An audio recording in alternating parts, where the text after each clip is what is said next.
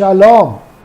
We bring greetings in Jesus' name. Shalom, हम यीशु के नाम से अभिवादन को लाते हैं। We are in the first day of the week, हम सप्ताह के पहले दिन में हैं and the Lord Almighty want to speak to और us. परमेश्वर हमसे बात करना चाहते हैं। Especially this morning, the Lord want to bring a rhema word for somebody out और there. विशेष रूप से इस सवेरे के वक्त परमेश्वर किसी तक के वो रमा वचन को लाना चाहते हैं। This person is crying and is in the deep distress. और ये व्यक्ति जो है रो रहे हैं और आप जो है एकदम परेशान है। You are in the crossroads of your life. जीवन के चौराहे पर खड़े हुए You हैं have आप। no clue what to do, what not to do. समझ नहीं आ रहा है आपको क्या करना है क्या नहीं करना है। The Lord want to speak to you this परमेश्वर morning. आपसे बात करना चाहते हैं इस सवेरे के वक्त। It doesn't mean that there is no learning for others who are listening to this message. इसका मतलब ये नहीं है दूसरों के लिए सीखने के लिए कुछ नहीं है इसमें। There is a great learning for each one of us. हम सभी लोग जो है सीख सकते हैं यहाँ से। With that kind of a mindset, I want us to incline our ears to hear what the Lord wants to say और this ऐसी morning. मनस्था के साथ जो है हम चाहते हैं कि आप अपने कानों को लगाएं सुनने के लिए जो परमेश्वर हमसे बात करना चाहते हैं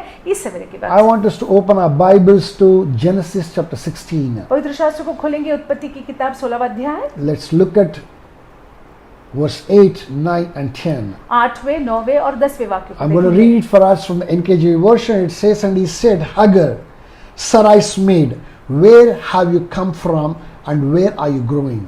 She said, I'm fleeing from the presence of my mistress Sarai. Verse 9, the angel of the Lord said to her, return to your mistress and submit yourself under her hands. Verse 10, then the angel said to the Lord, the angel of the Lord said to her, I will multiply your descendants exceedingly, so that they shall not be counted for multitude. हे सराई की दासी हाजिरा, तू कहाँ से आती है और कहाँ को जाती है? उसने कहा, मैं अपने स्वामिनी सराई के सामने से भाग आई हूँ। यहोवा के दूत ने उससे कहा, अपने स्वामिनी के पास लौट जा और उसके वश में रह। और यहोवा के दूत ने उससे कहा, मैं तेरे वंश को बहुत बढ़ाऊंगा, यहाँ तक कि बहुतायत के कारण उसकी गणना न हो सकेगी।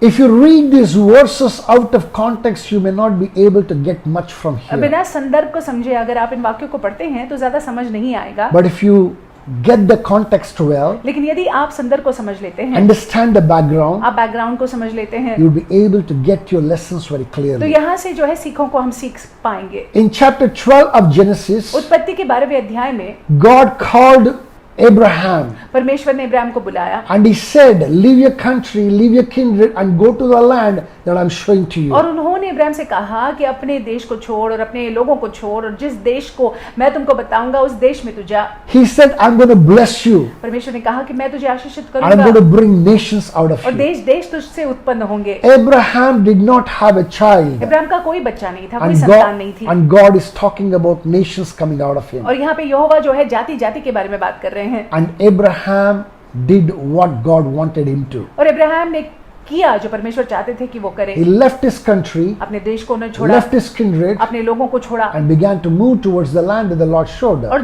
जो जगह परमेश्वर बता रहे थे उस जगह की तरफ वो बढ़ने लगे। He was already 75-year-old 75 साल उनकी हो चुकी थी and his wife was 65 years और उनकी old. पत्नी जो है 65 वर्ष की थी। They did not have a child. उनकी कोई संतान नहीं They थी। had given up every hope of having a child. संतान होने की आशा को ही उन्होंने त्याग दिया The था promise of God rekindled that hope in them. और परमेश्वर ने जो वादा किया उस वादे की वजह से जो है वो आशा उनमें उत्पन्न हुई, जागरूक हुई। But in the days to come, immediately God did not act on the promise that God made. लेकिन हम देखते हैं कि परमेश्वर ने जो वादा किया था संतान का और तुरंत ही उन्होंने पूरा नहीं किया। Chapter 13 came by, 14 happened, nothing happened. 13वें अध्याय में कुछ नहीं हुआ, 14वें अध्याय में कुछ नहीं हुआ।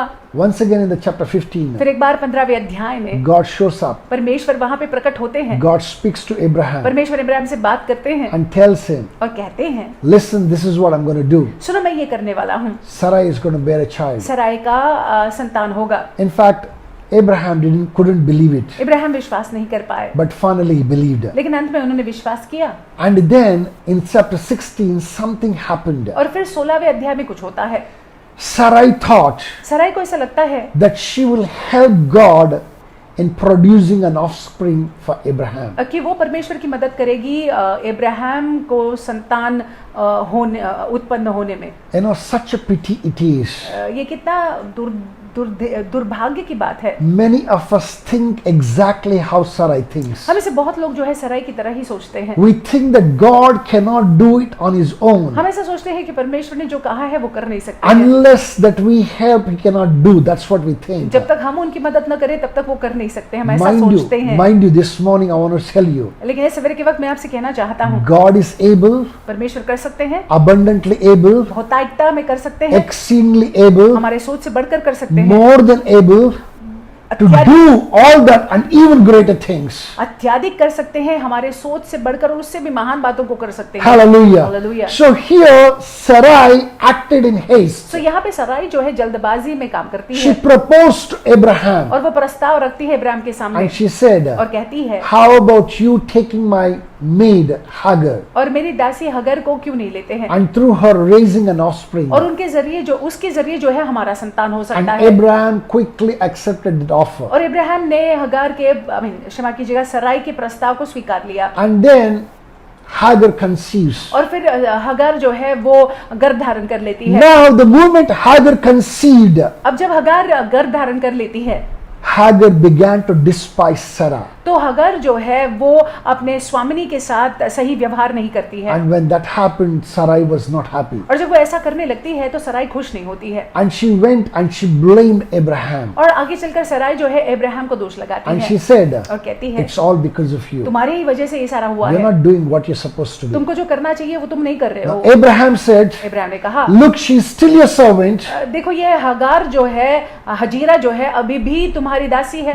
Deal with her however you want to. जिस तरह से तुम व्यवहार करना चाहती हो करो। And the word of God says in NKJV version, और वचन में लिखा हुआ है Sarai dealt with Hagar harshly. और सराई ने हगर के साथ में जो है कठोरता से व्यवहार किया। When that happened, जब ऐसा हुआ my brothers and my sisters, मेरे भाई मेरी बहनों, Hagar just fled the place. Hazira जो है वहां से भाग जाती है And now she is in the wilderness of Shur. और शुर के अभी रेगिस्तान में वो है। She has no clue what has happened with her. उसके साथ क्या हुआ है कोई उसको अंदाजा नहीं है। Where she is going, she has no idea. जहाँ जा रही है उसकी कोई कल्पना नहीं है उसको। She's in the wilderness of Shur. वो शुर के रेगिस्तान में है। That is where the angel of the Lord comes and meets Hagar. वहां पे जो है स्वर्गदूत आकर हगार से मिलते हैं। He asked her a question, Hagar, Sarai's maid, where have you come from and where are you going?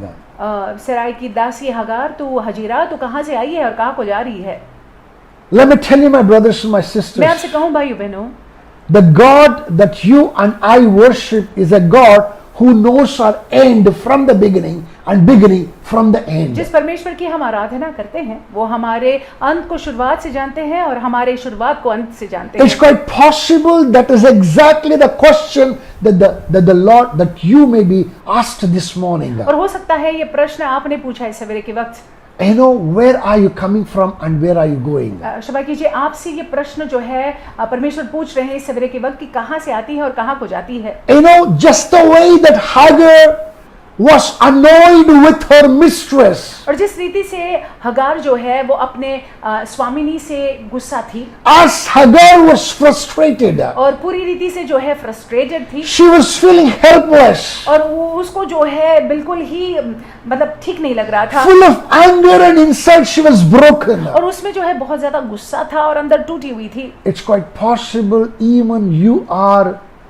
experiencing the same things. ये हो सकता है कि आप भी ऐसी बातों का अनुभव कर रहे हैं। You have no clue where you're coming from. आपको कोई अंदाजा नहीं है कहाँ से आ रहे You हैं have no आप, clue where you're going. कहाँ जा रहे हैं कोई अंदाजा नहीं You है। too may be dealt very harshly by somebody, और हो सकता है कि आपके साथ में भी कठोर व्यवहार हुआ होगा and you are broken inside, और आप अंदर में ही टूट गए हैं। full of anger and bitterness and frustration. गुस्सा है आप में, कड़वाहट है और फ्रस्ट्रेशन है। In the wilderness, just the way that Hagar was. रेगिस्तान में जिस तरह से हजीरा थी।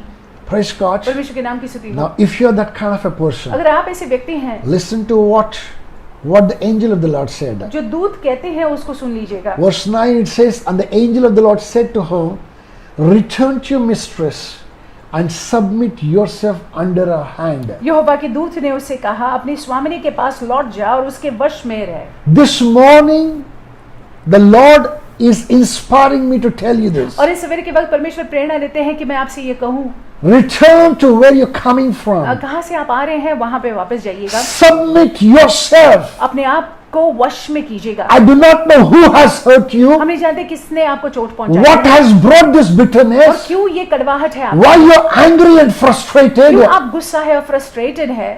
Return to wherever that you're coming from. जहां से आप आ रहे हैं वहां पे वापस लौट जाइएगा, Most importantly, submit yourself. और सबसे महत्वपूर्ण बात, आप जो है वश में आ When जाइएगा। the angel of the Lord said these words to Hagar, it is not that angel of the Lord did not know how hard a thing it was. और जब ये स्वर्गदूत ने ये बातें हगार से या हजीरा से कहा, तो स्वर्गदूत जानते थे कि ये बहुत ही कठिन बातें हैं करने के लिए।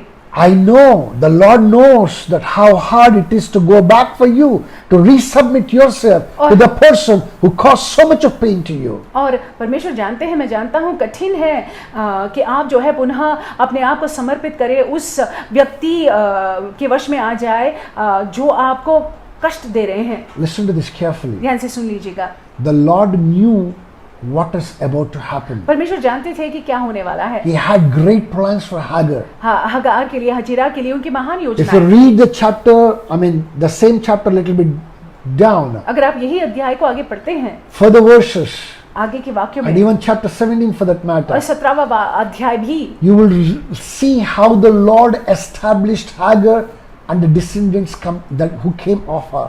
और हम देख पाते हैं कि कैसे परमेश्वर ने हाजिरा को स्थापित किया, और जो वंश जो है आया, वो वंश को कैसे उन्होंने बनाया रखा। Hagar had no idea who was in her womb. और हागर को कोई, हाजिरा को कोई कल्पना नहीं थी कि उसकी कोख में कौन है। Hagar had no idea where she was going. कहाँ जा रही है कोई कल्पना नहीं थी। Hagar had no idea what would become of her. उसका क्या होगा ये भी कोई अंदाजा नहीं था। Praise God. परमेश्वर के नाम की स्तुति You हो। too have no idea. आपको भी कोई अंदाजा Where नहीं you है, are coming, where you are going, you have no idea. कहाँ से आ रहे हैं, कहाँ जा रहे हैं, कोई कल्पना नहीं है। But the Lord knows you. लेकिन परमेश्वर आपको जानते The हैं। Lord who knew Hagar knows you. परमेश्वर जो हगार को जानते थे, हजीरा को जानते थे, परमेश्वर आपको जानते हैं। The Lord said to her further, परमेश्वर ने आगे चलकर हजीरा से I'm कहा, going to bless you.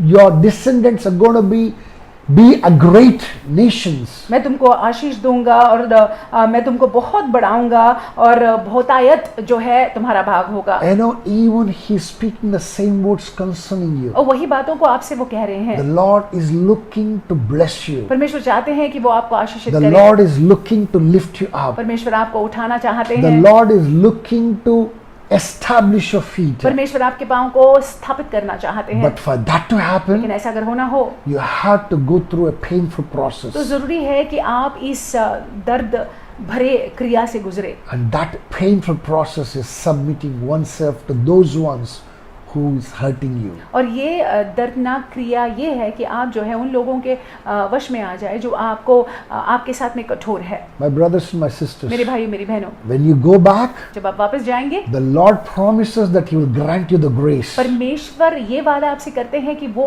आपको अनुग्रह प्रदान करेंगे। The Lord promises that He will be with you. परमेश्वर ये वादा करते हैं कि वो आपके साथ में The रहेंगे। Lord promises that He will not leave you nor forsake you. परमेश्वर ये वादा करते हैं कि वो आपको नहीं छोड़ेंगे, आपको नहीं त्यागेंगे। He's just watching you what you're doing. ये आप परमेश्वर आप पर नजर रखे हुए हैं, देख रहे हैं कि क्या आप कर रहे हैं। Listen to what He's saying जो वो कह रहे हैं उसको सुनिएगा, and do exactly what He's told you to. और जो वो कहते हैं उन बातों को कीजिएगा। To reap the rich dividends of manifold blessings in the days to come. अगर आप चाहते हैं कि आप अनगिनत आशीषों का अनुभव करें आने वाले दिनों में, With this in mind and heart, ये बातों को अपने मन में और हृदय में रखते I हुए want us to go into the day and the week. हम दिन में जाएंगे, सप्ताह में जाएंगे। Hallelujah. Hallelujah. I'm sure that each one of us have been blessed through this particular message. और मैं विश्वास रखता हूँ कि हम सभी लोग आशीषित हुए हैं संदेश के जरिए। There is a learning for each one of us. हम हर एक के लिए सीख है यहाँ पे। Praise God. परमेश्वर के नाम की स्तुति हो। God bless you. परमेश्वर आपको आशीषित रखे, You have an awesome day आपका दिन बड़ा and an अद्भुत जाए, amazing week. और आपका सप्ताह बड़ा अद्भुत जाए।